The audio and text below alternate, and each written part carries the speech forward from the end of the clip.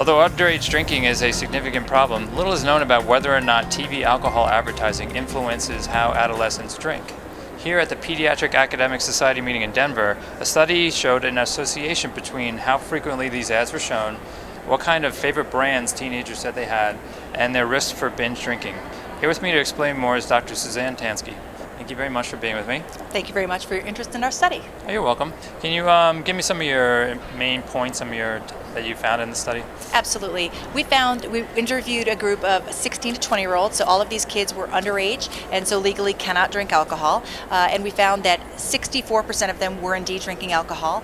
And of those kids who were drinking, 68% identified a favorite brand of alcohol to drink. That was a particular risk because when we looked at whether or not those kids were binge drinkers, we found that the kids who said they had a favorite brand of alcohol to drink, they were far more likely to have binge drank, which is having more than 5 drinks of alcohol in a single session. And the range for that was between 28% and 71%. And the rate of binge drinking among kids who had no favorite was only 12%. So a really substantial difference between those kids who didn't identify a favorite and those who did. Okay, Dr. Tansky, will you tell me what you found about the ad expenditures? Sure. What we found is that there was a strong correlation between the brands the kids named as their favorites and the expenditures that the alcohol companies had made on their ad campaigns. So the higher the ad campaign, the higher expenditures, the more likely the kid was to name that brand. And the two winners, or if you will, were Budweiser and Smirnoff. Those were the two brands that were named most often by kids as favorites. Okay.